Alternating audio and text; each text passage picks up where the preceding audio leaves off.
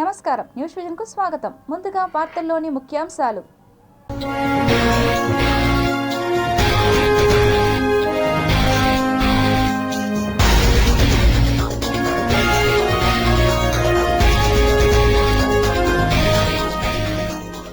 సినాబ్ railway వంతెనను ప్రారంభించిన ప్రధాని నరేంద్ర మోడీ. ప్రపంచంలోనే ఎత్తైన రైల్వే బ్రిడ్జ్. ధనార్జనే ధ్యేయంగా మారిన సంకల్ప హాస్పిటల్. వైద్యుల నిర్లక్ష్యంతో రోగి మృతి. కారణం చెప్పని యాజమాన్యం. టీటీడీ చీఫ్ ఇన్స్పెక్టింగ్ ఆఫీసర్గా సాయి ప్రసాద్ నియామకం. పరిపాలనపై స్పెషల్ ఫోకస్ పెట్టిన సీఎం చంద్రబాబు నాయుడు. తిరుపతి ఫుట్పాత్ల ఆక్రమణల జోరు. నగరవాసులకు బేజారు. గరుడ వాహనంపై గోవిందరాజస్వామి. తన్మయత్వంతో తరించిన భక్తులు.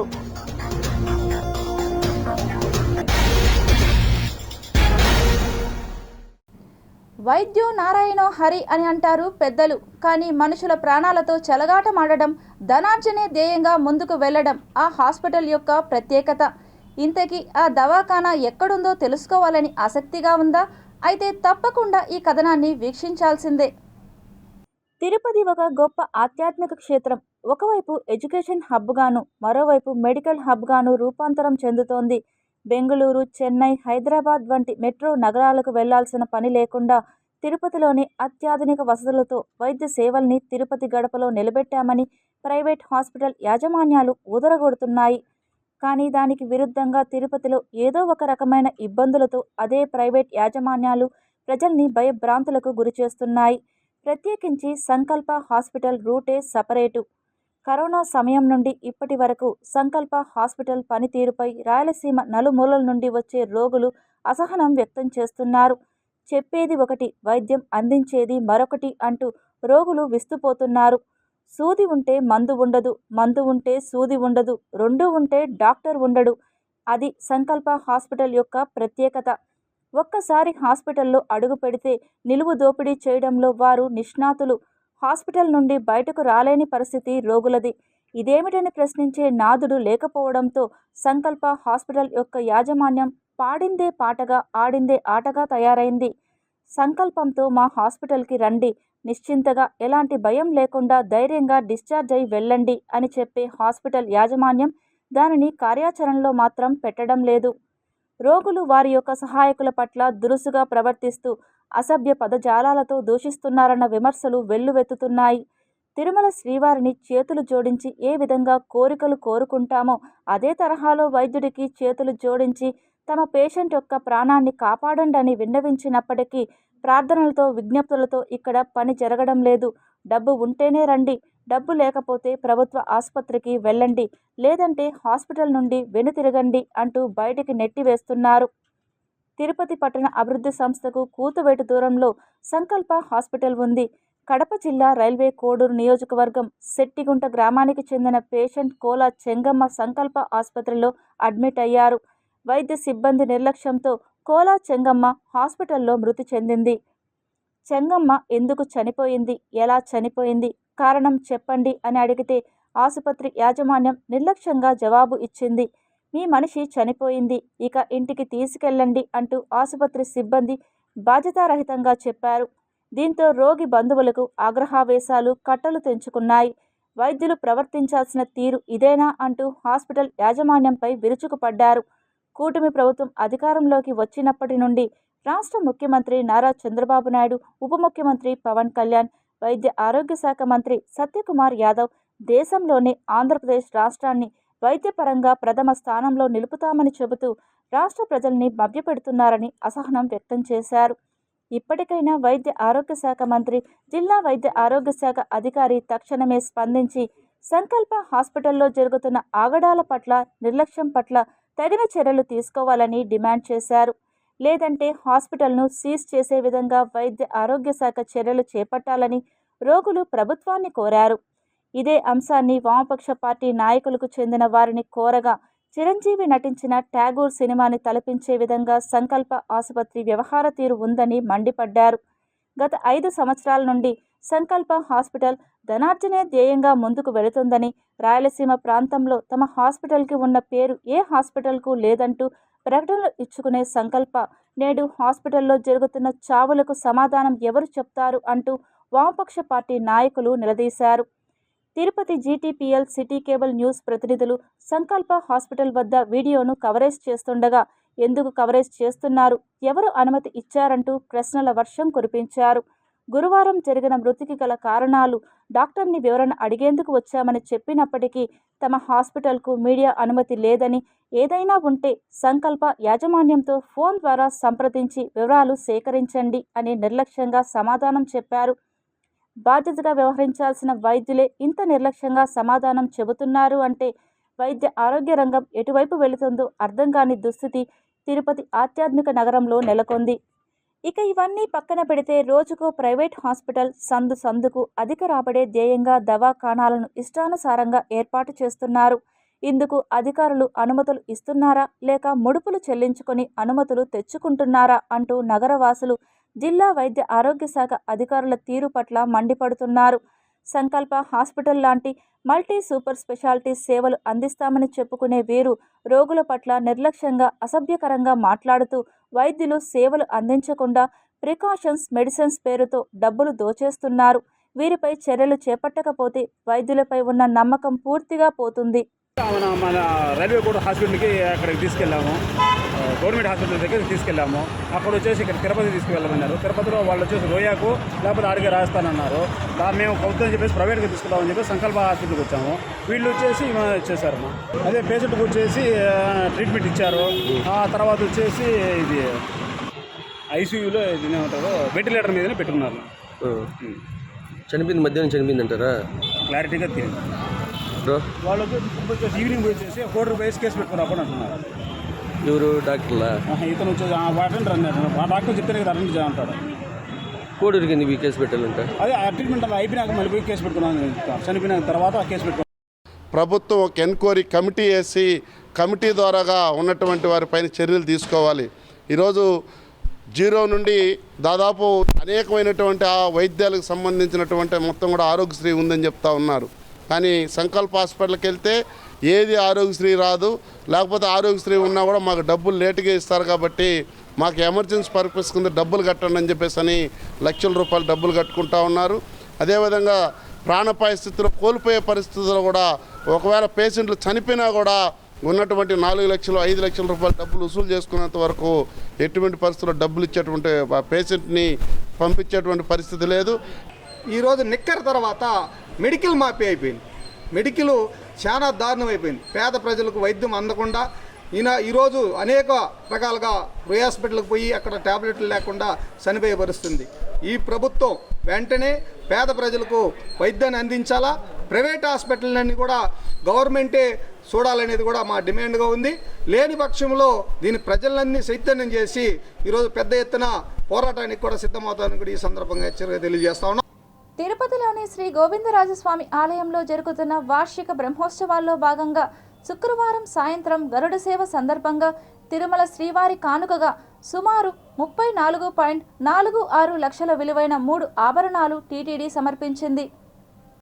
తిరుమల శ్రీ వెంకటేశ్వర స్వామివారి అన్నగారైన శ్రీ గోవిందరాజునికి తిరుమల శ్రీవారు దాదాపు 34.46 లక్షలు విలువ చేసే 3 ఆభరణాలు, వాటిలో స్వామివర్ల దీర్ఘ చతురస్రాకార పథకం 1, అమ్మవర్ల దీర్ఘ చతురస్రాకార 2 పథకములను శాశ్వత ప్రాతిపదికన టీటీడీ బహుకరించింది. స్థానిక శ్రీ ఎదురు ఆంజనేయ స్వామి ఆలయం నుండి శ్రీవారి ఆభరణాలను ఊరేగింపుగా తిరుమల ఆలయ deputy EO M Lokanatham Sri Govindarajaswamy ఆలయానికి తీసుకువచ్చారు. అనంతరం సర్వాంగ సుందరంగా అలంకరింపబడ్డ శ్రీ గోవిందరాజస్వామి సకల వైభవంతో శక్తివంతమైన గరుడ వాహనంపై 4 మాడ వీధుల వెంట విహరిస్తూ ఆనందోత్సాహాల మధ్య తన భక్తులను ఆశీర్వదిస్తారు. అంతకుముందు గరుడ సేవ సందర్భంగా శుక్రవారం సాయంత్రం 4 గంటల నుంచి 5 గంటల మధ్య స్వామివారికి నూతన వస్త్రాలు తిరువడి ఊరేగింపుగా తీసుకువచ్చారు. ఈ ఊరేగింపు తిరుపతిలోని కోమలమ్మ సత్రం నుండి బజారు వీధి, సన్నిధి వీధి నుండి శ్రీ గోవిందరాజస్వామి ఆలయానికి చేరుకున్నాయి. ఏనుగులు, గుర్రాలు, రంగురంగుల నృత్య బృందాలు, కోలాటం, కళాకారుల ప్రదర్శనలు వాహన ఊరేగింపు శోభను మరింత ఇనుమడింపచేశాయి. తిరుపతిలోని శ్రీ గోవిందరాజస్వామి వారి బ్రహ్మోత్సవాల్లో 5వ రోజైన శుక్రవారం రాత్రి విశేషమైన గరుడ వాహన సేవ అత్యంత వైభవంగా సాగింది. గోవిందరాజస్వామి బ్రహ్మోత్సవాలు అత్యంత వైభవంగా జరుగుతోంది. రాత్రి 7 గంటల నుండి 10 గంటల వరకు తనకు ప్రీతిపాత్రమైన గరుడ వాహనంపై స్వామివారు ఆలయ 4 మాడ వీధులలో ఊరేగి భక్తులను అనుగ్రహించారు. స్వామివారి బ్రహ్మోత్సవాలలో గరుడ వాహనోత్సవం అతి ముఖ్యమైనది. గరుడ వాహనంపై ఉన్న స్వామివారిని దర్శిస్తే మోక్షం కరతలామలకమని భక్తుల నమ్మకం. వేదాలు ఆచార్యులు గరుడుని వేద స్వరూపుడిగా పేర్కొన్నారు. రాష్ట్ర వ్యాప్తంగా డిఎస్సి పరీక్షలు శుక్రవారం ప్రారంభమై ఈ నెల 20 వరకు జరగనున్న నేపథ్యంలో పరీక్షా కేంద్రాలను తిరుపతి జిల్లా కలెక్టర్ వెంకటేశ్వర్ పరిశీలించారు. శుక్రవారం తిరుపతి నగరంలోని Annamacharya institute of technology and sciences నందు ఉదయం 9:30 ప్రారంభమైన డిఎస్సి పరీక్షల నిర్వహణ, పరీక్షా కేంద్రాల్లో ఏర్పాటు చేసిన వసతులను జిల్లా కలెక్టర్ ఎస్ వెంకటేశ్వర్ పరిశీలించారు. డిఎస్సి పరీక్షలు ప్రశాంత వాతావరణంలో జరిగాయని, పరీక్షా కేంద్రాల వద్ద వైద్య శిబిరం, త్రాగునీరు, మౌలిక సదుపాయాలు ఏర్పాట్లను పరిశీలించి పలు సూచనలు చేశారు. పరీక్షకు హాజరయ్యే విద్యార్థులకు ఎటువంటి అసౌకర్యం కలగకుండా అన్ని ఏర్పాట్లను పకడ్బందీగా చేయాలని సంబంధిత అధికారులకు సూచించారు. పరీక్షలు జరుగుతున్న సమయంలో విద్యుత్ అంతరాయం కలగకుండా విద్యుత్ శాఖ అధికారులకు ఎప్పటికప్పుడు పర్యవేక్షణ ఉండాలని ఆదేశాలు జారీ చేశారు. పరీక్ష రాసేందుకు వచ్చిన విద్యార్థులకు ఆయా కేంద్రాల వద్దనే వైద్య శిబిరాలు ఏర్పాటు చేయడం జరిగిందని, విద్యార్థులకు ఏమైనా అస్వస్థత నెలకొంటే వైద్య శిబిరంలో అందే వైద్య సేవలను సద్వినియోగం చేసుకోవాలని తెలిపారు. నగరంలోని ఫుట్పాత్లపై అడ్డదిడ్డంగా ఏర్పాటు చేసిన షాపులను, బండ్లను తొలగించి పాదచారులకు ఇబ్బందులు లేకుండా చూడాలని నగరపాలక సంస్థ కమిషనర్ ఎన్ మౌర్య అధికారులను ఆదేశించారు. శుక్రవారం ఉదయం నగరంలోని 36వ వార్డులోని గిరిపురం, రాజన్న పార్కు, రామచంద్ర పుష్కరిణి తదితర ప్రాంతాల్లో పారిశుద్ధ పనులను అధికారులతో కలిసి కమిషనర్ పరిశీలించారు. ఈ సందర్భంగా కమిషనర్ మాట్లాడుతూ, నగరంలోని పలు ప్రాంతాల్లో పాదచారులకు ఇబ్బందికరంగా ఫుట్పాత్లపై దుకాణాలు, బండ్లు పెట్టి వ్యాపారాలు చేయడంతో పాదచారులకు ఇబ్బందికరంగా మారిందనే ఫిర్యాదులు ఎక్కువయ్యాయని అన్నారు. ప్లానింగ్ అధికారులు నగరంలోని ఫుట్పాత్లపై ఉన్న షాపులను, బండ్లను తొలగించాలని అన్నారు.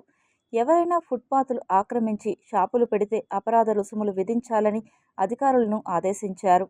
రాజన్న పార్కులో పాడైన ఆట వస్తువులను మరమ్మతులు చేయాలని, పెయింటింగ్స్ వేయించి శుభ్రంగా ఉంచాలని అధికారులను ఆదేశించారు. కమిషనర్ వెంట TUDA EE Ravindra, health officer doctor Yuva Anvesh, డిఈలు Venkataprasad, Madhu, Shilpa, surveyor Koteswararao, sanitary supervisor Chenchaiah తదితరులు ఉన్నారు.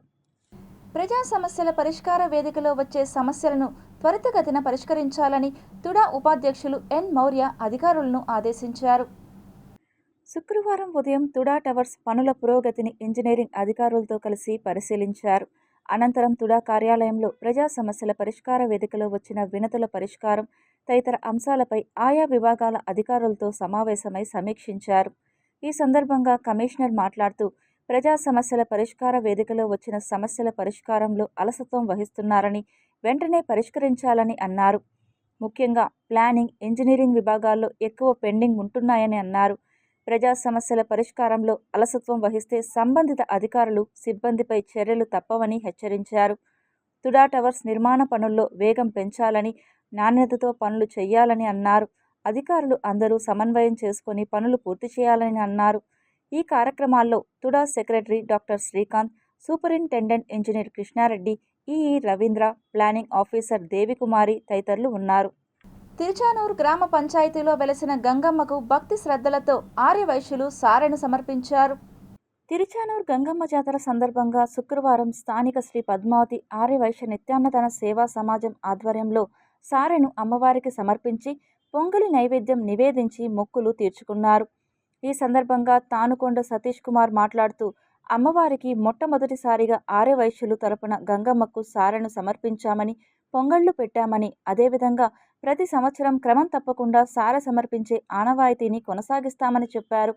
అనంతరం భక్తులకు ప్రసాద వితరణ చేశారు. ఈ కార్యక్రమంలో కార్యదర్శి సతీష్, కోశాధికారి రవి, యువ కిరణాల అధ్యక్షుడు కళ్యాణ్, అపర్ణ తదితరులు పాల్గొన్నారు. మేనేజింగ్ కమిటీ యువ కిరణాల ఆధ్వర్యంలో అమ్మవారికి సంస్థ తరపున సారె, అమ్మవారికి పొంగలి నివేదిస్తున్నాము. మొట్టమొదటిసారిగా నివేదిస్తున్నాము. ప్రతి ఒక్కరూ అమ్మవారికి పాత్రులై అమ్మవారి కృపకు కటాక్షం చేయాల్సిందిగా కోరుచున్నాము. ఈ కార్యక్రమం ప్రతి సంవత్సరము చేయాలనేసి ఆర్యవైశ్య సంఘం కమిటీ నిర్ణయించింది. తాము తప్పు చేసి ఉంటే అండమాన్ జైలుకి వెళ్లడానికైనా సిద్ధమని చంద్రగిరి ఎమ్మెల్యే పులివర్తి నాని చంద్రగిరి వైసీపీ ప్రధాన నేతకు తిరుపతి ప్రెస్ క్లబ్లో తెలియజేశారు. ప్రెస్ క్లబ్లో మీడియా ముందు చంద్రగిరి టీడీపీ నాయకులతో కలిసి ఎమ్మెల్యే పులివర్తి నాని మాట్లాడుతూ ఎవరు తప్పు చేసినా శిక్ష తప్పదన్నారు. చంద్రగిరి నియోజకవర్గంలో దొంగ ఓట్లను చేర్చిన అధికారులను వదిలే ప్రసక్తే లేదన్నారు. సిట్ దర్యాప్తులో మద్యం, రేషన్ బియ్యం మాఫియాలలోని దోషులు తప్పించుకోలేరన్నారు. కూటమి పాలనలో ఐఏఎస్, ఐపీఎస్లు బెదిరిస్తే భయపడరన్నారు. ప్రజా సమస్యలపై అసెంబ్లీలో ఎన్నోసార్లు మాట్లాడానని, అలాగే నియోజకవర్గ అభివృద్ధిపై అధికారులను కలిశానని తెలిపారు. దీనిని వక్రీకరించి పత్రికలో రాయడాన్ని పులివర్తి నాని తప్పుపట్టారు. చంద్రగిరి వైకాపా ప్రధాన సూత్రధారి తనపై చేస్తున్న ఆరోపణలను వివరిస్తూ ఘాటుగా స్పందించారు. భాస్కర్ రెడ్డి ఒక నైజం మీకు తెలుసు. అతను చేసిన తప్పుల్ని కప్పిపుచ్చుకునేదానికి లేదా సింపతి కోసం అధికారులు బ్లాక్మెయిల్ చేస్తూ ముందుగా దర్యాప్తు కొనసాగకుండా ఉండేదానికి కానీ, లేదంటే ఈ పబ్లిసిటీ పిచ్చితో కూడా చేసే నానా రకాలు చేస్తాడు. మీకు గతంలో కూడా చెప్పాం. దానిలో భాగంగా నిన్న చెప్పిన ప్రెస్ మీట్ చూస్తే నా పైన సుమారు 500 నుంచి 250 నుంచి 500 కోట్ల వరకు సుమారు మద్యం మాఫియా నాకు ఇచ్చినట్లు స్టేట్మెంట్ ఇమ్మన్నారని చెప్పారు. అది 250 కోట్ల లేదా 10 కోట్ల 100 కోట్ల నీ చేతిలో లేదు భాస్కర్ రెడ్డి. సిట్టు దర్యాప్తులో మూలాలు ఎక్కడి నుంచి వచ్చిందో, కసిరెడ్డి సంబంధించినటువంటి స్నేహితులు ఎవరున్నారో, దానికి సంబంధించిన డబ్బు ఎక్కడొచ్చిందో ప్రతి ఒక్కరికి తెలుసు. పద్మావతి అమ్మవారిని TUDA chairman TTD ex officio సభ్యుడు డాలర్ దివాకర్ రెడ్డి దర్శించుకున్నారు. తిరుచానూరు శ్రీ పద్మావతి అమ్మవారిని TUDA chairman TTD ex officio సభ్యుడు డాలర్ దివాకర్ రెడ్డి కుటుంబ సమేతంగా దర్శించుకున్నారు. ముందుగా ఆలయం వద్దకు చేరుకున్న తుడా చైర్మన్కి ఆలయ డిప్యూటీ ఈవో హరేంద్రనాథ్ ఘన స్వాగతం పలికి దర్శన ఏర్పాట్లు చేశారు. ప్రత్యేక కుంకుమార్చన సేవలో అమ్మవారిని దర్శించుకున్నారు. దర్శనం అనంతరం వేద ఆశీర్వాద మండపంలో అర్చకులు వేద ఆశీర్వాదం, తీర్థ ప్రసాదాలను అందజేశారు. ఈ సందర్భంగా తుడా చైర్మన్ మాట్లాడుతూ రాష్ట్ర ముఖ్యమంత్రి నారా చంద్రబాబు నాయుడుకి, విద్యాశాఖ మంత్రి నారా లోకేష్కి, డిప్యూటీ సీఎం పవన్ కళ్యాణ్కి ప్రత్యేక కృతజ్ఞతలు తెలుపుతున్నానని, తుడా పరిధిలోని వచ్చే ప్రతి ఒక్క ప్రాంతాన్ని అభివృద్ధి బాటలో నడిపిస్తానని, అదేవిధంగా స్వామివారి అమ్మవారి దర్శనానికి వచ్చే భక్తులకు పెద్దపీట వేస్తానని చెప్పారు. ఆలయ ఇన్ఛార్జ్ సూపరింటెండెంట్ ప్రసాద్, టీడీపీ గ్రామ కమిటీ అధ్యక్షుడు కిషోర్ రెడ్డి, చిత్తూరు పార్లమెంట్ కార్యదర్శి మోహన్ రెడ్డి, డిస్కో శివ, శేషాద్రి, వెంకటరమణ నాయక్, మునిరత్నం రెడ్డి ఆయన వెంట పాల్గొన్నారు. చాలా సంతోషంగా ఉంది. నాకు ఈ అవకాశం ఇచ్చినటువంటి మన గవర్నర్ ముఖ్యమంత్రి నారా చంద్రబాబు నాయుడు గారికి మరియు మా యువ నాయకుడు నారా లోకేష్ గారికి ఇద్దరికి ఎప్పుడు నేను రుణపడి ఉంటాను. వాళ్ళు నాకు ఇచ్చిన అవకాశాన్ని ఎప్పుడు నేను మిస్యూజ్ చేయను. 10 మందికి ఉపయోగపడేటట్టుగా తిరుపతి ప్రాంతం డెవలప్ అయ్యే విధంగా ఇక్కడ వచ్చిపోయేటువంటి యాత్రికులందరూ కూడా ఎటువంటి డిస్టర్బెన్స్ లేకుండా వాళ్ళు ఏ విధంగా ఇంట్లోంచి హ్యాపీగా వచ్చారో మరింత హ్యాపీగా ఇంటికి పోయే విధంగా వాళ్ళకి సౌకర్యాలు కావచ్చు, రోడ్డు కావచ్చు, ఇన్ఫ్రాస్ట్రక్చర్ కావచ్చు, ఫుడ్ పరంగా కావచ్చు, వాళ్ళు ఉండే రూమ్స్ పరంగా కావచ్చు, ప్రతి ఒక్క దాంట్లో కూడా నేను ఎంతవరకు అయితే మేలు చేయగలుగుతాను అంతవరకు నేను సపోర్ట్ చేస్తాను. తిరుమలలో భక్తుల రద్దీ కొనసాగుతూనే ఉంది. శుక్రవారం కావడంతో భక్తుల రద్దీ మరింత ఎక్కువగా ఉంది. గత 20 రోజులకు పైగానే భక్తులు తిరుమలకు పోటెత్తుతున్నారు. తిరుమల శ్రీవారిని దర్శించుకునేందుకు ఇతర రాష్ట్రాల నుంచి భక్తులు కూడా తరలి వస్తుండడంతో పాటు సర్వదర్శనంతో పాటు 300 రూపాయల ప్రత్యేక దర్శనం టికెట్లు కొనుగోలు చేసిన వారు, కాలినడకన వచ్చే భక్తులు, టైం స్లాట్ దర్శనం భక్తులు, రోజువారీ ఎస్ఎస్డి టోకన్లు తీసుకున్న భక్తులు కూడా తరలి వస్తుండడంతో తిరుమల గిరులు గోవిందనామ స్మరణలతో మారుమోగిపోతున్నాయి. అయితే క్యూ లైన్లలో భక్తులు ఇబ్బంది పడకుండా మొత్తం క్యూ లైన్లకు సమీపంలో 12 చోట్ల అన్నప్రసాద కౌంటర్లను ఏర్పాటు చేసినట్లు తిరుమల తిరుపతి దేవస్థానం అధికారులు తెలిపారు. ఈరోజు తిరుమలలోని వైకుంఠం క్యూ కాంప్లెక్స్లోని అన్ని కంపార్ట్మెంట్లు భక్తులతో నిండిపోయాయి. బయట ఏటీజీహెచ్ వరకు భక్తుల క్యూ లైన్ విస్తరించింది. ఉచిత దర్శనం క్యూ లైన్లో ఉదయం 7:30 గంటలకు టోకన్లు లేకుండా ప్రవేశించిన భక్తులకు శ్రీవారి దర్శనం 15 గంటల సమయం పడుతుందని తిరుమల తిరుపతి దేవస్థానం అధికారులు తెలిపారు. టైం స్లాట్ దర్శనం భక్తులకు 5 గంటల సమయం పడుతుంది. 300 రూపాయల ప్రత్యేక దర్శనం టికెట్లు కొనుగోలు చేసిన భక్తులకు శ్రీవారి దర్శనం 2 నుంచి 3 గంటల సమయం పడుతుంది. నిన్న తిరుమల శ్రీవారిని 67,284 మంది భక్తులు దర్శించుకున్నారు. వీరిలో 31,268 మంది భక్తులు తమ తల నీలాలను సమర్పించుకొని మొక్కులు చెల్లించుకున్నారు.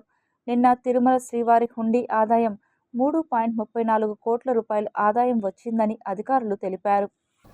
ఎన్నికల్లో చారిత్రక విజయాన్ని అందుకున్న కూటమి ప్రభుత్వం ఏపీ పాలనకు అడుగుపెట్టి ఏడాది పూర్తవుతున్న సందర్భంగా జూన్ 12ను రాష్ట్ర వ్యాప్తంగా వినూత్నంగా జరుపుకోవాలని సీఎం చంద్రబాబు నాయుడు నిర్ణయించారు. ఇదో సాధారణ వార్షికోత్సవం కాదు, జనం భాగస్వామ్యంతో అభివృద్ధి ఆశయాలతో జరపబోయే జనోత్సవం లాంటి రోజు. ఈ నేపథ్యంలో గ్రామీణం నుంచి పట్టణం వరకు, కోస్తా నుంచి రాయలసీమ దాకా ప్రతి మూలలో ఈ రోజు ప్రత్యేకతను ప్రతిబింబించేలా ప్రభుత్వ యంత్రాంగం సిద్ధమవుతోంది. ఈ రోజు ప్రత్యేకత ఏమిటంటే కేవలం సభలు, ప్రసంగాలతో పరిమితం కాకుండా అభివృద్ధి కార్యక్రమాల ప్రారంభానికి పెద్ద పండుగలా మలచాలని ప్రభుత్వం భావిస్తోంది. వివిధ శాఖల కింద రాష్ట్ర వ్యాప్తంగా అనేక ప్రాజెక్టుల ప్రారంభానికి ఏర్పాట్లు జరుగుతున్నాయి. ఒక గ్రామం లేదా నియోజకవర్గ పరంగా కాకుండా మొత్తం రాష్ట్రానికి అభివృద్ధి సంకేతాలు అందేలా ప్రణాళికలు రచిస్తున్నారు. ఇప్పటికే సీఎం కార్యాలయం సంబంధిత అధికారులకు స్పష్టమైన దిశానిర్దేశం ఇచ్చింది. ఇతర పండుగల కంటే ఇది భిన్నమైనదిగా నిలుస్తుందనడంలో సందేహం లేదు. సంక్రాంతి, దసరా, ఉగాది లాంటి పండుగలు ప్రాంతాల వారీగా వైవిధ్యాన్ని కలిగి ఉన్న ఈ రోజు మాత్రం ఏపీలో ప్రతి మూలకు అభివృద్ధి రేఖలు గీయనున్న రోజు. గ్రామీణ ప్రాంతాల నుంచి పట్టణాల దాకా ఈ వేడుకలు ఒకే సమయంలో జరిగేలా కూటమి ప్రభుత్వం ఏర్పాట్లు చేస్తుండడం అభినందనీయం. ప్రజల చైతన్యం, పాలకుల ప్రతిబద్ధత, ప్రభుత్వ కార్యక్రమాల సమన్వయం ఈ రోజును ప్రత్యేకతను కలిగించనున్నాయి. ఇంతకంటే ముఖ్యంగా ఏడాది పాలనలోనే 9.5 లక్షల కోట్ల పెట్టుబడులు ఆహ్వానించి దాదాపు 8.5 లక్షల ఉద్యోగ అవకాశాలను కల్పించిన కూటమి ప్రభుత్వం ఈ రోజు ద్వారా తన సామర్థ్యాన్ని ప్రదర్శించనుంది. పాలన అంటే అభివృద్ధి అని ప్రజలకు మరోసారి గుర్తు చేసే ప్రయత్నంగా ఈ సంబరాలు ఉండనున్నాయి. తోతాపురి మామిడికి మద్దతు ధరను 12,000గా ప్రభుత్వం ప్రకటించిందని, దీనిని పూర్తి స్థాయిలో అమలుకు చర్యలు చేపట్టడంలో భాగంగా ప్రాసెసింగ్ కంపెనీలకు మామిడి సరఫరాపై పర్యవేక్షణ అవసరం అని జిల్లా కలెక్టర్ సుమిత్ కుమార్ పేర్కొన్నారు. శుక్రవారం జిల్లా సచివాలయంలోని సమావేశపు మందిరం నుండి జిల్లా కలెక్టర్, జిల్లా జాయింట్ కలెక్టర్ జి. విద్యాధరితో కలిసి తోతాపురి మామిడిని ప్రాసెసింగ్ కంపెనీలకు తరలింపులో భాగంగా కంపెనీల వద్ద తీసుకోవాల్సిన చర్యలపై రెవెన్యూ, వ్యవసాయ, ఉద్యాన శాఖ అధికారులతో సమావేశం నిర్వహించి దిశానిర్దేశం చేశారు.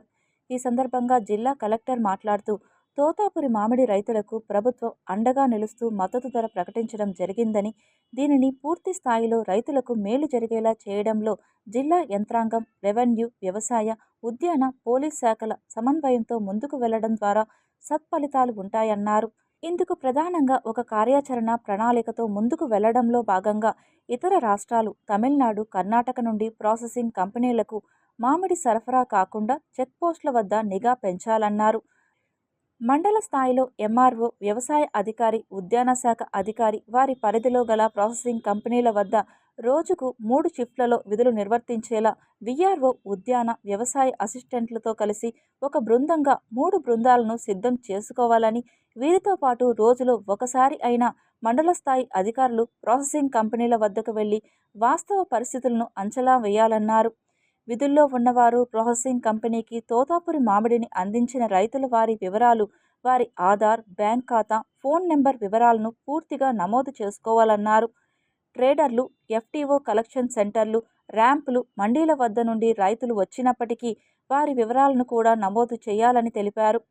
మామిడి ధర నిలకడగా ఉంటుందని, పక్వానికి వచ్చిన కాయలను మాత్రమే కోసి ప్రాసెసింగ్ కంపెనీలకు తరలించాలనే విషయంపై రైతులకు పూర్తి అవగాహన కల్పించాలని, ఈ విషయంలో క్షేత్రస్థాయిలో వ్యవసాయ, ఉద్యాన శాఖ అసిస్టెంట్లు విస్తృతంగా ప్రచారం చేయాలన్నారు. దీనితో పాటు వారి పరిధిలో ఉన్న తోతాపురి రకం మామిడి పంట దిగుబడి ఏ రోజు ఎన్ని టన్నులు కోత కోయడం జరుగుతుందనే అంశాన్ని పూర్తిగా అంచనా వేసిన పక్షంలో రైతులను ఏ ప్రాసెసింగ్ కంపెనీలకు పంపాలనే విషయాన్ని అధికారులు నిర్ధారించుకునేందుకు అవకాశం ఉంటుందని, ఈ దిశగా కూడా అధికారులు పనిచేయాలని వ్యవసాయ ఉద్యాన శాఖ అధికారులను ఆదేశించారు. ఈ మామిడి సీజన్లో ప్రభుత్వం ప్రకటించిన మద్దతు ధరలో రైతుకు ఎంతో మేలు జరుగుతుందని, ఈ నెల రోజులు రెవెన్యూ, ఉద్యాన, వ్యవసాయ శాఖలు సమన్వయంతో పనిచేయడం ద్వారా రైతులకు మరింత మేలు చేసేందుకు అవకాశం ఉంటుందని, ఈ దిశగా పనిచేయాలని అధికారులను ఆదేశించారు. ర్యాంప్లు, మండీలలో తూనికలు, కొలతల అధికారుల ద్వారా తూకాలను పర్యవేక్షించాలన్నారు. ఈ సమావేశంలో జిల్లా వ్యవసాయ అధికారి మురళీకృష్ణ, చిత్తూరు, తిరుపతి, అన్నమయ్య జిల్లాల ఉద్యాన శాఖ అధికారులు మధుసూదన్ రెడ్డి, దశరథరామిరెడ్డి, రవిచంద్రబాబు, డిఎస్ఓ శంకరన్, మార్కెటింగ్ ఏడీ పరమేశ్వరన్, తూనికలు, కొలతల శాఖ ఏడీ స్వామి తదితరులు పాల్గొన్నారు. సేవా కార్యక్రమాల్లో ఆర్యవైశ్యులు ముందుంటారని చిత్తూరు ఎమ్మెల్యే గురజాల జగన్మోహన్ అన్నారు. చిత్తూరులో 2.5 ఎకరాల భూమిలో సుమారు 3.5 కోట్ల వ్యయంతో నిర్మించిన కైలాసధామంను MLA Gurajala Jaganmohan Aryavysya lions gold సభ్యులు శుక్రవారం ప్రారంభించారు. ఆర్యవైశ్యులు సేవా కార్యక్రమాల్లో ముందు ఉంటారని చిత్తూరు ఎమ్మెల్యే గురజాల జగన్మోహన్ అన్నారు. వారి స్ఫూర్తితో లయన్స్ గోల్డ్ సభ్యులు అమర్ రాజా బ్యాటరీస్ అధినేత Galla Ramachandra Naidu, GJM charitable trust, Nutrine foundation ఆధ్వర్యంలో అత్యంత ఆహ్లాదకరంగా కైలాసధామం ఏర్పాటు చేయడం ఒక గొప్ప అవకాశం అని అన్నారు. జిల్లాలో ఎక్కడా లేని విధంగా కైలాసధామం నిర్మితమవడం, తను భాగస్వామి కావడం సంతోషంగా ఉందని తిరుపతి ఎమ్మెల్యే జంగాలపల్లి శ్రీనివాసులు అన్నారు. 2023 సంవత్సరం తాను చిత్తూరు ఎమ్మెల్యేగా ఉన్న సందర్భంగా కైలాసధామం భూమి కబ్జాకు గురైతే మున్సిపాలిటీ సహకారంతో దాన్ని ఆక్రమణలు తొలగించి కైలాస ధర్మానికి కేటాయించినట్లు తెలిపారు. అలాగే మున్సిపాలిటీ నిధుల నుండి 1,20,00,000 రూపాయలు వెచ్చించడం కూడా జరిగిందన్నారు. ఈ సందర్భంగా అమర్ రాజా బ్యాటరీస్ అధినేత Galla Ramachandra Naidu, BV Reddy charitable trust అధినేత సౌమిని రెడ్డి, చిత్తూరు మేయర్ అముద, తుడా చైర్మన్ కటారి హేమలత, మాజీ ఎమ్మెల్యే మనోహర్, మాజీ MLC Dorababu, Chittoor market committee మాజీ చైర్మన్ కాజూరు బాలాజీ, ఆర్యవైశ్య సంఘం అధ్యక్షులు ద్వారకనాథ్, లయన్స్ క్లబ్ అధ్యక్షుడు శ్రీధర్ రెడ్డి, కమిటీ సభ్యులు నరేష్ రెడ్డి, రమేష్, మోహన్, సదుం మనోహర్, ఆరూరి రామ్మూర్తి తదితరులు పాల్గొన్నారు. సభి కార్యక్రమంలో ప్రజలు కూడా ఇంకా భాగస్వాములు కావాలి. ఒక చిన్న కోరిక రామచంద్రన్న, మీరు మంచి పని చేశారు అక్క సోమక్క. చిత్తూరు నియోజకవర్గంలో ఇంకా చాలా అవసరాలు ఉన్నాయి, అన్నీ కూడా ప్రభుత్వం చేయలేదు. భగవంతుడు మీలాంటి వారికి అంతా మంచి అవకాశాన్ని ఇచ్చారు. పని చేయడానికి సర్వసిద్ధంగా సైన్యం ఎలా ఉంది చూడండి. మీరు ఆజ్ఞాపిస్తే మంచి పనులు చేయడానికి మంచి టీం ఉంది. ఇంకా మన చిత్తూరుకి ఏం కావాలో వీరందరినీ, లయన్స్ క్లబ్ వారిని, ఆర్యవైశ్యుల్ని, అలాగే అనేక సంఘాలను కూడా కోరుతున్నాను. శ్రీ పద్మావతి అమ్మవారి వార్షిక తెప్పోత్సవాలకు సంబంధించిన అన్ని ఏర్పాట్లను టీటీడీ పూర్తి చేసింది. తిరుచానూరు శ్రీ పద్మావతి అమ్మవారి వార్షిక తెప్పోత్సవాలు జూన్ 7 నుండి 11వ తేదీ వరకు 5 రోజుల పాటు ఘనంగా జరగనున్నాయి. ఈ ఉత్సవాల్లో శ్రీ అలివేలు మంగమ్మ పద్మ సరోవర తీరంలో పాంచరాత్ర ఆగమ పూజలు అందుకొని భక్తులను అనుగ్రహిస్తారు. ప్రతి సంవత్సరం అమ్మవారికి జ్యేష్ఠ శుద్ధ ఏకాదశి నుండి పౌర్ణమి వరకు రమణీయంగా తెప్పోత్సవాలు నిర్వహిస్తారు. తెప్పోత్సవాల్లో పాల్గొన్న భక్తులకు తిప్పలు, సంసార దుఃఖాలు తొలగి మోక్షం సిద్ధిస్తుంది. పద్మ సరస్సులో బంగారు పద్మం నుండి ఆవిర్భవించిన అలివేలు మంగ జీవకోటికి మాతృమూర్తిగా మారి భవజలదిలో మునిగిపోకుండా రక్షించి సర్వ సౌఖ్యాలు ప్రసాదిస్తారని తెప్పోత్సవాల అంతరార్థం. జూన్ 7వ తేదీ మొదటి రోజు రుక్మిణి సత్యభామ సమేత శ్రీకృష్ణస్వామి, రెండో రోజు శ్రీ సుందరరాజస్వామి, చివరి 3 రోజులు శ్రీ పద్మావతి అమ్మవారు తెప్పలపై విహరిస్తారు. తెప్పోత్సవాల్లో భాగంగా జూన్ 7వ తేదీ రాత్రి 7:30 గంటల నుండి 8:30 గంటల మధ్య శ్రీకృష్ణ స్వామివారు, జూన్ 8వ తేదీన శ్రీ సుందరరాజ స్వామివారు, జూన్ 9వ తేదీన శ్రీ పద్మావతి అమ్మవారు 4 మాడ వీధులలో విహరించనున్నారు. జూన్ 10వ తేదీ రాత్రి 8:30 గంటల నుండి 10 గంటల మధ్య గజవాహనంపై, 11వ తేదీ రాత్రి 8:30 గంటల నుండి 10 గంటల వరకు గరుడ వాహనంపై అమ్మవారు భక్తులను ఆశీర్వదించనున్నారు. జూన్ 14న ఉత్తరాషాఢ నక్షత్రం సందర్భంగా సాయంత్రం 6:45 ఆలయమాడ వీధులలో గజవాహనంపై అమ్మవారు విహరించి భక్తులను అనుగ్రహించనున్నారు. తెప్పోత్సవాల కారణంగా తిరుచానూరు అమ్మవారి ఆలయంలో 5 రోజుల పాటు కళ్యాణోత్సవం, ఊంజల్ సేవను రద్దు చేశారు.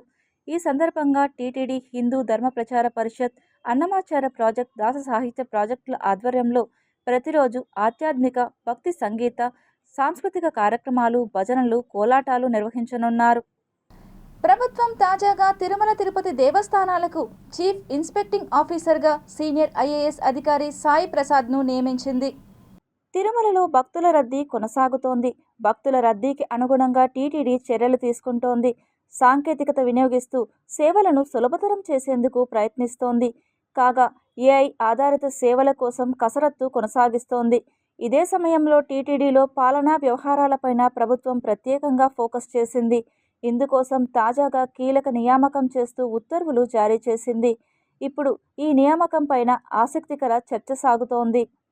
ప్రభుత్వం తాజాగా తిరుమల తిరుపతి దేవస్థానాలకు చీఫ్ ఇన్స్పెక్టింగ్ ఆఫీసర్గా సీనియర్ ఐఏఎస్ అధికారి సాయి ప్రసాద్ను నియమించింది. ప్రస్తుత ఆర్థిక సంవత్సరానికి గాను ఆయనను సంబంధిత పోస్టుకు నామినేట్ చేస్తూ రాష్ట్ర ప్రభుత్వ ప్రధాన కార్యదర్శి విజయానంద్ ఉత్తర్వులు జారీ చేశారు. టీటీడీ చరిత్రలో ఈ తరహా అధికారిని నియమించడం ఇది రెండవసారి. 2010లో ఐఏఎస్ అధికారి జి సుధీర్ని అప్పటి ప్రభుత్వం ఇదే పోస్టుకు నామినేట్ చేసింది. అప్పుడు కూడా అధికారాలు, విధులు, బాధ్యతలు వంటివేవీ నియామక ఉత్తర్వుల్లో ప్రస్తావించలేదు. తాజా ఉత్తర్వుల్లోనూ అదే విధమైన అస్పష్టత నెలకొంది.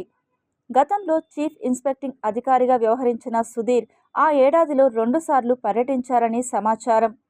కాగా ఆ 2 సందర్భాలలో టీటీడీకి చెందిన అన్ని విభాగాల అధికారులతో సమావేశమై టీటీడీలో పాలన ఎలా జరుగుతోంది, కొత్త కార్యక్రమాలను ఎలా అమలు చేస్తున్నారు అన్న అంశాలపై సమీక్షించి వెళ్ళినట్లు సమాచారం.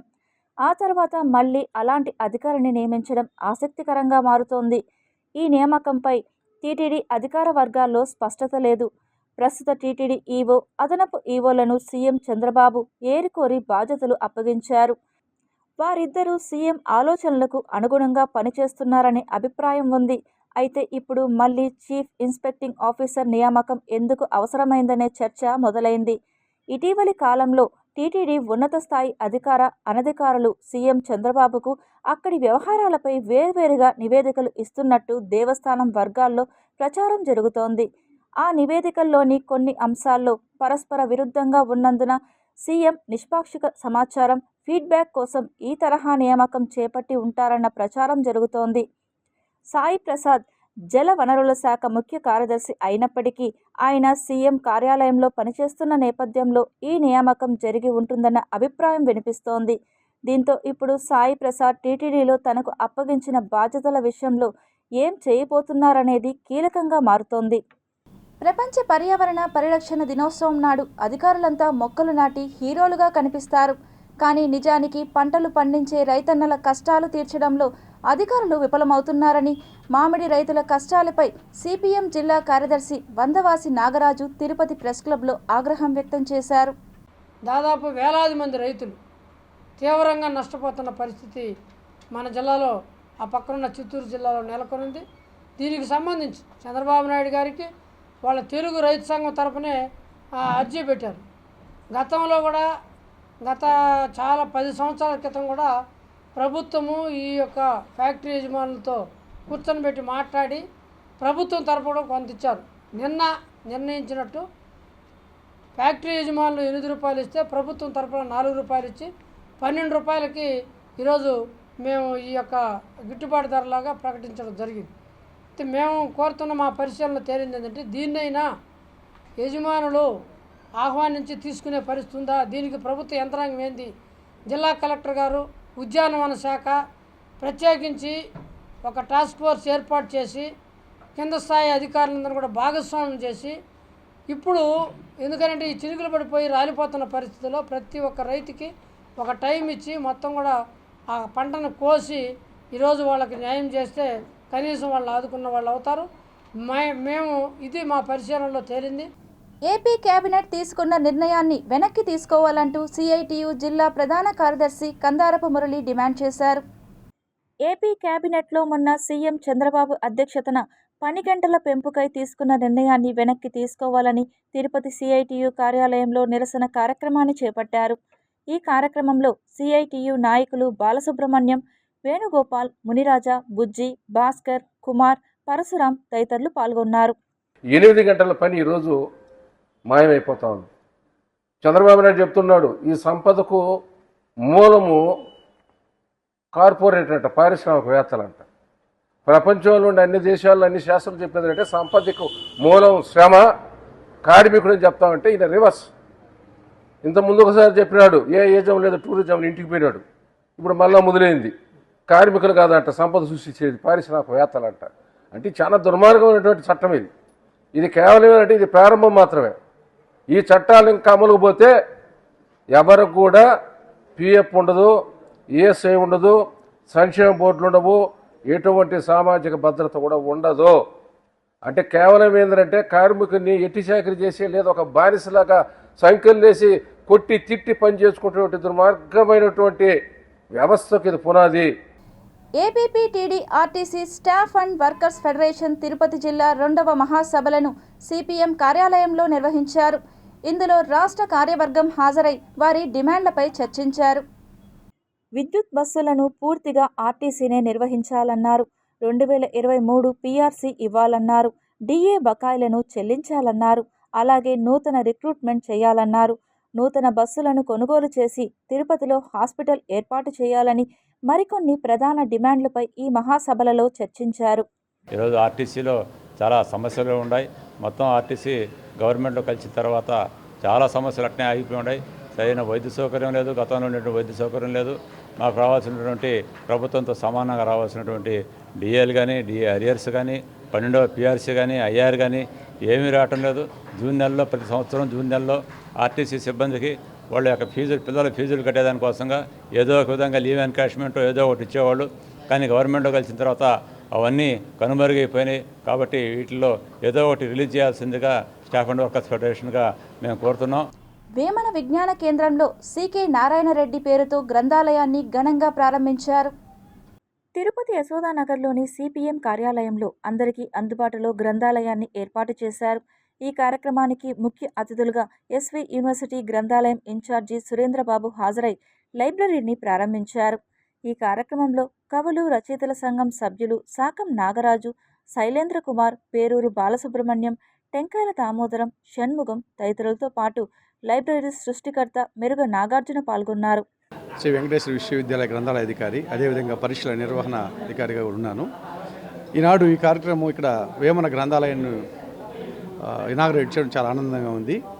నారాయణ రెడ్డి గారి పేరు మీద గ్రంథాలయం ఏర్పాటు చేయడం, ఎందుకంటే ముఖ్యంగా నారాయణ రెడ్డి గారు పీలేరు ప్రాంతంలో ఆయన ఒక ఎమ్మెల్యే గారు. అనేక ధనవంతుల కుటుంబంలో జన్మించినప్పుడు కూడా పేదల యొక్క శ్రేయోభిని గుర్తించి వారికి 100 ఎకరాల భూమిని కూడా దానం చేసిన వ్యక్తి. అటువంటి వ్యక్తి పేరు మీద గ్రంథాలయాన్ని ఏర్పాటు చేయడం చాలా సంతోషంగా ఉంది. ముఖ్యంగా మన తిరుపతి పట్టణంలో గ్రంథాలయాల వ్యవస్థలు చాలా తక్కువగా ఉన్నాయన్నమాట. ఇటువంటి వస్తువులు లేని కారణంగా చాలామంది విద్యార్థులు నలుమూలల పట్టణంలో విద్యార్థులు కేంద్ర గ్రంథాలకు రావడానికి చాలా కష్టంగా ఉంది. అదేవిధంగా పౌర గ్రంథాలయాలు కూడా 2 బ్రాంచ్లు మాత్రమే తిరుపతిలో ఉన్నాయి. ఈ గ్రంథాలయ వ్యవస్థలు చాలా ప్రజలకు అందుబాటు తక్కువ ఉంది. అటువంటి నేపథ్యంలో ఈ సంస్థ వారు ఇక్కడ ఈ ప్రాంతంలో ఏర్పాటు చేసి ఈ ప్రాంతంలో ఉండేటువంటి విద్యార్థులకు, అదేవిధంగా సాహితీవేత్తలకు, సమాజవేత్తలకు ఉపయోగపడేటువంటి గ్రంథాలయాన్ని కూడా పొందుపరిచారనమాట. ఇక్కడ మేము కూడా మా తరపున ఈ గ్రంథాలయ అభివృద్ధి చెందడానికి మా వంతు కృషి చేస్తాం. ప్రపంచంలోనే ఎత్తైన చినాబ్ రైల్వే వంతెనను ప్రధాని మోడీ అట్టహాసంగా ప్రారంభించారు. ఈ చినాబ్ రైల్వే వంతెన ఈఫిల్ టవర్ కంటే ఎత్తుగా ఉంటుంది. ప్రపంచంలోనే ఎత్తైన రైల్వే వంతెన చినాబ్ సొంతం. అలాంటి రైల్వే వంతెనను ప్రధాని మోడీ శుక్రవారం జాతికి అంకితం చేశారు. 46,000 కోట్లతో ఈ ప్రాజెక్టును నిర్మించారు. శ్రీమాతా వైష్ణోదేవి కత్రా నుంచి శ్రీనగర్ వరకు వందే భారత్ రైలును కూడా జెండా ఊపి ప్రారంభించారు. ఈ మార్గం ప్రధానంగా పర్యాటక రంగాన్ని మరింత ఆకర్షించనుంది. శ్రీమాతా వైష్ణోదేవి ఆలయాన్ని వందలాది మంది యాత్రికులు దర్శిస్తుంటారు. ఈ రైల్వే వంతెన ప్రారంభంతో పర్యాటక రంగంగా మరింత పుంజుకోనుంది. ఈ చినాబ్ బ్రిడ్జ్ 1315 మీటర్లు విస్తరించి ఉంది. కఠినమైన వాతావరణాన్ని కూడా ఈ వంతెన తట్టుకోగలదు. ఈ ప్రాంతం భూకంపం జోన్ 5లో ఉంది. ఇంజనీర్లు అత్యంత అద్భుతంగా ప్రణాళికలు వేసి ఈ బ్రిడ్జిని నిర్మించారు. గంటకు 260 కిలోమీటర్ల వేగంతో ప్రచండమైన గాలులు వీచిన ఈ వంతెనకు ఏం కాదు, బలమైన గాలులు తట్టుకునే విధంగా నిర్మించారు. ఇక వంతెన నిర్మించడానికి దాదాపు 30,000 టన్నుల ఉక్కును ఉపయోగించారు. ప్రస్తుతం ఇదే ప్రపంచంలోనే ఎత్తైన రైల్వే ఆర్చ్ వంతెనగా నిలుస్తుంది. చీనాబ్ వంతెన నిర్మాణం 2002లో ప్రారంభించగా 2022లో పూర్తయింది.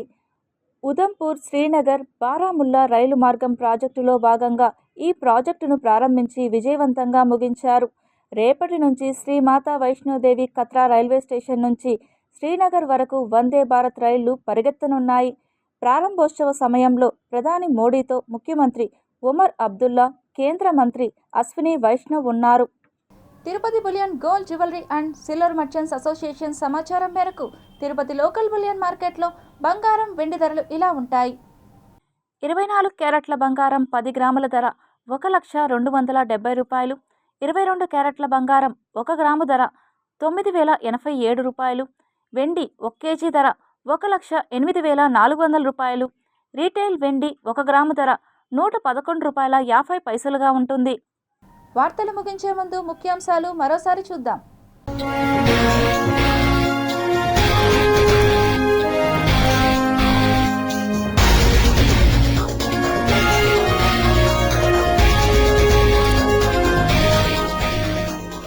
చీనాబ్ రైల్వే వంతెనను ప్రారంభించిన ప్రధాని నరేంద్ర మోడీ.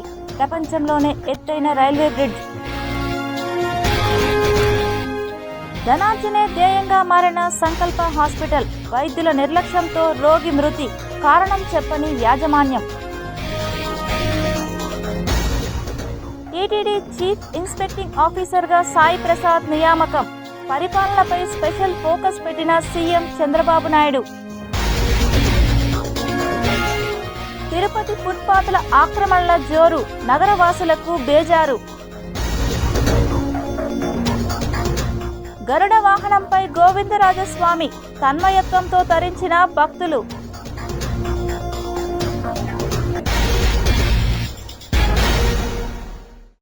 ఈ వార్తలు ఇంతటితో సమాప్తం. సమగ్ర సమాచారంతో నోటిఫికేషన్లో మళ్ళీ కలుద్దాం. అంతవరకు సెలవు. నమస్కారం.